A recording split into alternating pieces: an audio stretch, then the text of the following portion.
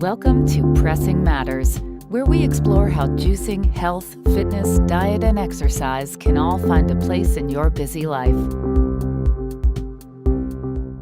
David Feinberg and our Pure Juicer team continue to perfect the juicer, and we want to keep you up to date on every detail.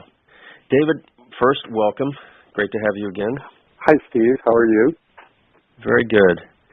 So first, if we can, let's discuss your approach to never-ending improvements in the Pure Juicer. We are always looking for opportunities to improve the juicer, and this can be at any level. It can be the concept of how the juicer is used through individual parts that might optimize the juicing experience, through the complete machine. We continue to talk about what other machines we could make and how they would work and who they would benefit. So we're always thinking about what else can we do to improve the juicing experience. So it starts from just wanting to help people. Yes. I started out as a machine designer and discovered that there's really a far higher calling, which is helping people get healthy. It's not about building machines. It's about building better health. That's great. So if we could zero in, and I like to do this, get down into the details, because I know that's where you love to focus as well. And let's discuss a particular change recently made to the juicing grids. First, explain juicing grids to those who are new to the show, if you would, David. So the theory of cold press juicing is that you grind a mash, and then you press your mash in a hydraulic press, and it yields a dry pulp puck on the one hand and a vessel full of liquid sunlight juice on the other hand. And the first step of this process is grinding the vegetables into a mash. The way this is done is that the machine has a feed housing with a cutter in the center of it, and underneath the cutter is a tray called a grid tray that captures a juicing grid.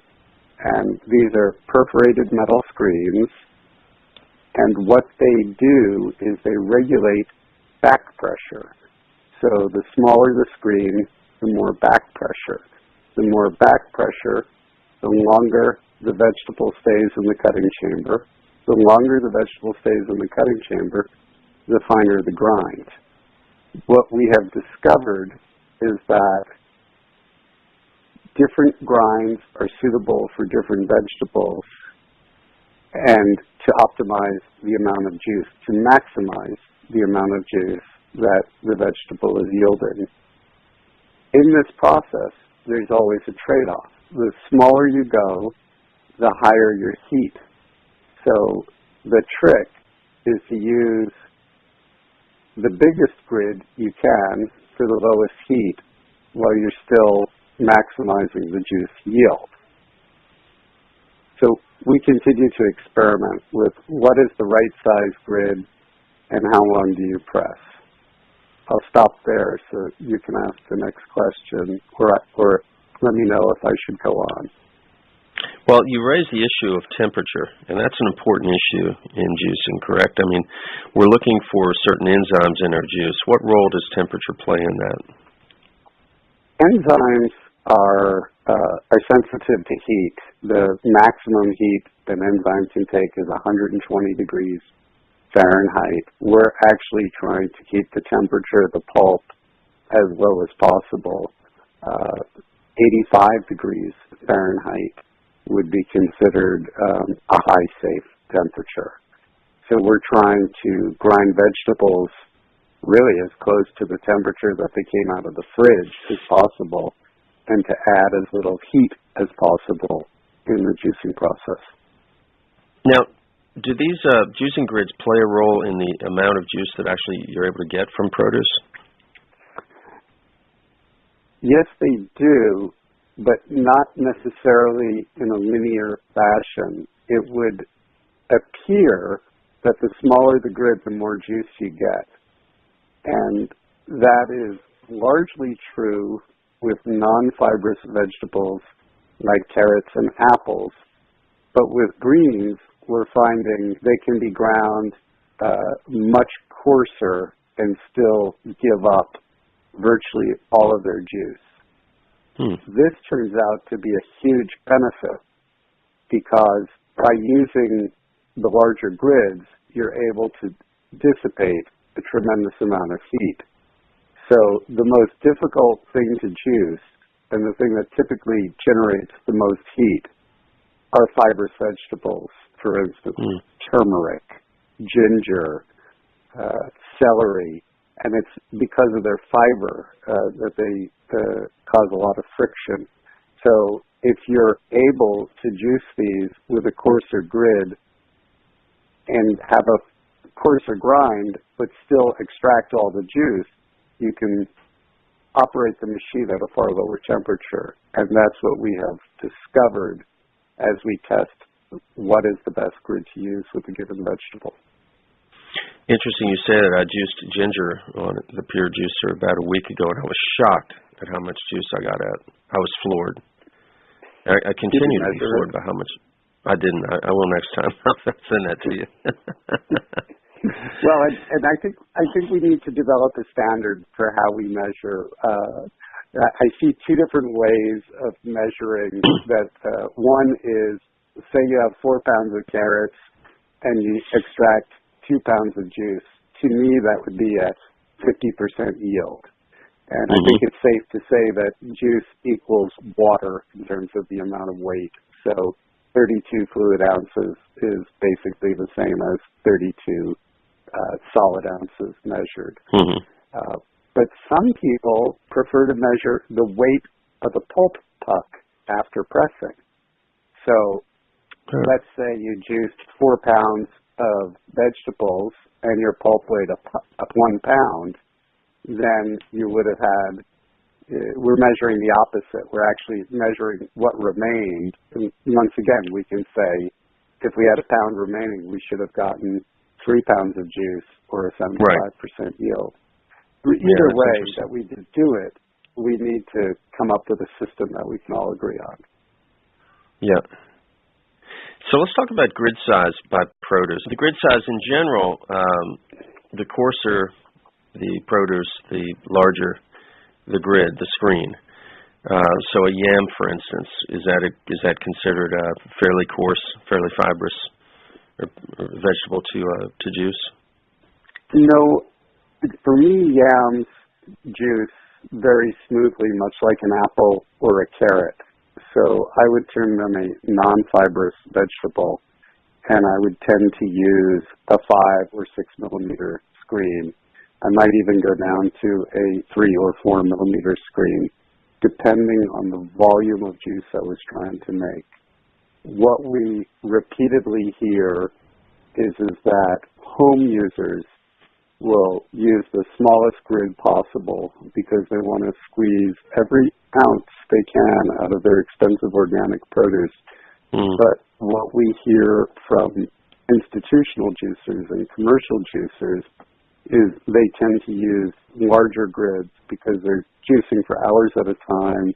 The machine is building up heat. They're more interested in keeping the machine cool and the process moving than to try to maximize every little bit. So 2 different groups of people may actually use 2 different grids for the same vegetables depending on volume. The other thing I noticed about Pure Juicer's grids is I didn't cut my fingers on them, David. Yes, we made a very interesting choice where the grids are actually made as individual parts rather than being sheared out of sheets of perforated steel, stainless steel sheet metal. And because we're not perforating from sheet, we can define the edge of the grid. And what we've done is we've put all of the perforations, the holes, inside the perimeter, so there are no sharp edges on our grids from little semicircular protrusions, if you will. And I imagine, many people are probably like me. They probably sit down and do a couple hours worth of juicing, including vegetable and produce prep, the juicing itself, the cleanup, 2-3 hours on a Saturday. And I'm putting it in large mason jars to keep it all week and things like that. But I'm going between multiple grid sizes, and handling those is going to be much easier for me now, I think. So I personally appreciate that. Well, we actually have yet another improvement. We have two improvements with the grids. One is the numbering.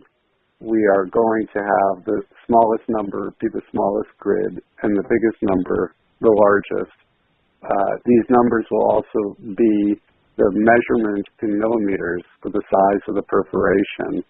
So if it's a 3 millimeter, if it's a number 3 grid, it's a 3 millimeter hole, etc. And then finally, for production 2 or production 3, we will be switching over, and our grids will all have the number, the size, laser cut into the grid, so that no one will have to guess what size grid they have anymore or measure. It'll be clearly marked on the grid. And you'll have instruction manuals, and the website will tell us, okay, if you're doing yams, here's the one you should use. So it'll all be very clear for people, right? Correct. Yeah. That's awesome. We will. Right. We've even considered having carrots delivered with your juicer so that you're ready to juice the moment you get the juicer. But that's great. That might be a bit of a logistics problem. Yeah. So talk to me about testing. Because every time I talk to you, you're testing this and testing that, and you've even tested and I saw you once actually pull the grid tray out completely to juice something. I forget what it was, but you were testing like no grid tray on certain vegetables. Correct? I mean, right. You're just constantly tinkering and trying to make this thing work optimally. That's correct. Cucumbers require no grid. So we discovered you could juice cucumbers with optimum efficiency with absolutely no grid. That's testing / experimentation / learning how to use the machine. We have done so much testing, really in a proper engineering sense. We measure the springs, the tension on them. We specify the amount of tension to the spring manufacturer. We have one juicer is being cycle tested under pressure, and it is so far past 25,000 cycles.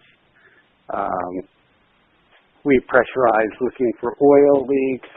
We do destructive testing on chassis parts to find out the ultimate tensile strength of the material we're using.